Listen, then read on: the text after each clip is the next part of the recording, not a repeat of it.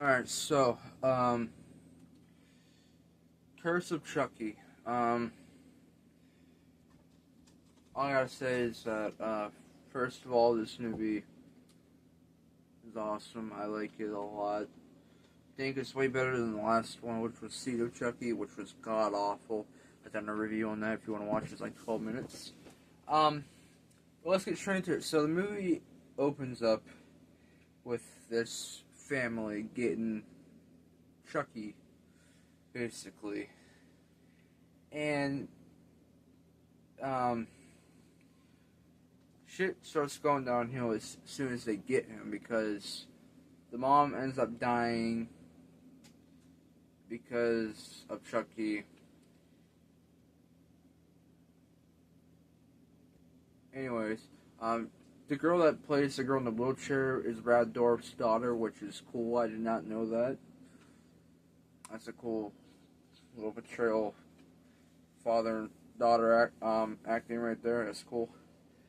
Then after that, her sister asks her to move into another house so that she's closer to them because they want to sell their mother's old house, which is fucking a dick move. Then there's one part where they make chili and shit, and Chucky ends up putting rat poisoning in it. I don't know what you call that shit, just like rat poisoning. I don't know if it's for all of them. I couldn't see, but the priest ends up getting killed in a car wreck. His like head's like severed right here, and ends up fucking coming the hell off. Which that's a cool, decent kill right there, if you would ask me. Then you get this whole back and forth thing between the wife, which I did not know who was from the city. She played Michelle Crane. If you know I'm talking about, Parker Crane is the mother in City Chapter 2. That's a good ass movie right there. But apparently she doesn't like her husband. She doesn't really care for her husband, so she's been cheating on him with Jill, I think that's her name is. Because they're obviously lesbian. Which I did not know that she hated her husband that way. And apparently her husband set up a little camera. But basically, you know.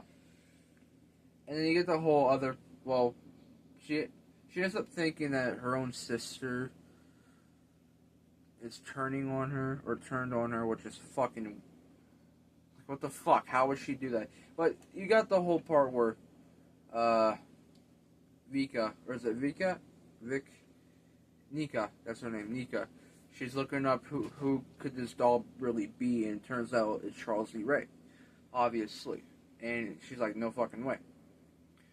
Then her sister ends up dying. She gets stabbed in the fucking eye, which is cool. But before that happens, she ends up peeling the skin off Chucky, revealing the stitched places, which is from the last movie, which is a pretty cool thing.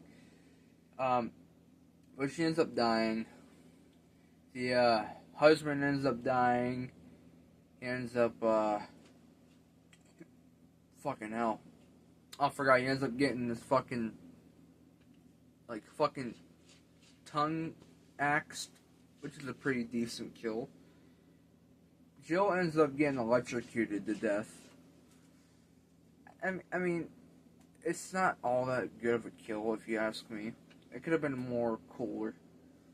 Then after that, Chucky and Nika have a whole fight off. And she ends up getting in the elevator. And, well, before that happens, she ends up getting pushed off the fucking balcony. And she breaks, well, she actually gets axed in the fucking knee. And she ends up I guess she broke her leg. And then the cops come in.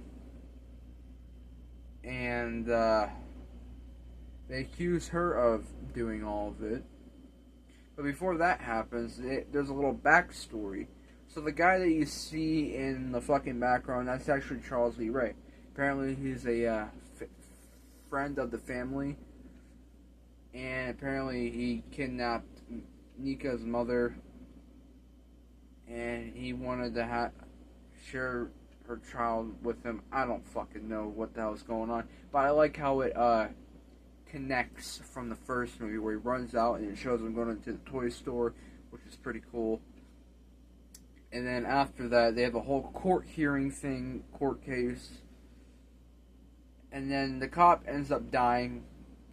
At this point, I think they just ran out of fucking ending ideas. I mean, they were probably just like, hey, how about we just do this? We just fucking throw Jennifer Tilly in the fucking movie. Well, she does end up coming back. She ends up killing the cop by slitting his throat like Howling Bride of Chucky. And ends up taking Chucky and then escorting him off somewhere. But as soon as you figure out where... Oh, forgot one thing. Chucky does the whole hide the soul bullshit again. Where her grandma's house is and you see her grandma with the fucking plastic bag around there, which is... I think that's a Black Christmas reference. I don't know if... Correct me if I'm wrong. And then there's a post-credit scene and you figure out that where Chucky was actually shipped to was Andy Barclay. And I was like, no fucking way. That's cool. I like how that all adds up. Because you see Andy with his mother, and then you see the girl from the second movie who was kind of like a sister to Andy. If you know, you'll probably know what I'm talking about if you watched the movie. But overall, well, I forgot. Andy ends up pulling a fucking, I don't know, shotgun or a rifle on Chucky and saying, feel this or taste this or whatever he says. He's like, Andy. And then the movie ends. But for a movie like this, since Seed of Chucky, it's way fucking better. For a movie like this, I'd probably give it like a 6. Now, it could have had some more, what the hell do you call it?